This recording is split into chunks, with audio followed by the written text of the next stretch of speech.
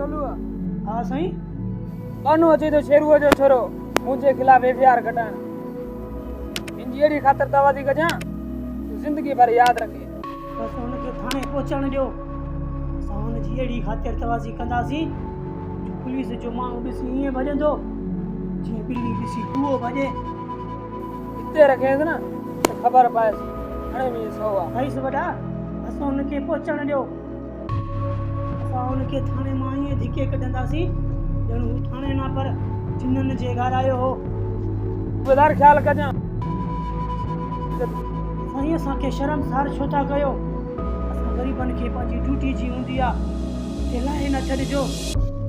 हिन ग़रीब जी कहिड़ी मजाल जो अव्हां जी इज़त जो दुश्मन थिए। राही को सफ़ा नमक गिलाल। साईं हिन कुर्सी ते वेहण जो हक़ अव्हां ई ॾिनो आहे। अव्हां सां नमक हरामी कीअं कंदोसि?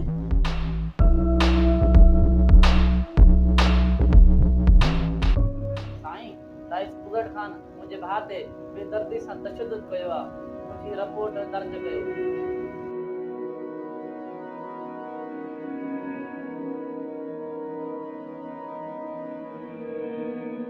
नालो छा थी?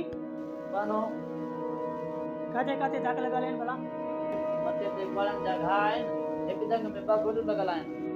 अञा जीरो आहे? छा मतिलब? मुंहिंजो मतिलबु आहे त मालिक अञा पाण जीरो आहे न।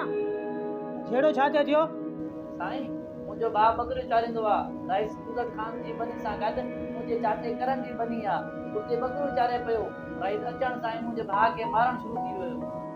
को राइस जी बनीअ सां बकरियूं छो चारियो वे? साईं मुंहिंजी रिपोर्ट दर्ज कयो। मां पंहिंजे भाउ खे अस्पताल खणी वञा। गुलाम आख़िरी साल में आहे। नालो गुलाम हुकुम राइस नालो हल हितां नौकर हुआ सां। हा नौकर आयो तव्हां। सरकार असांजी हिफ़ाज़त लाइ असांजी टैक्स मां पघार ॾींदी आहे। भाई भाॼी हितां मता मरी न पवे भाई। हल हितां हल। मुंहिंजो नालो सूबेदार टोलू आहे। टोलू टोलनि जा टोला मारींदो आहियां। हल निकल बाहर।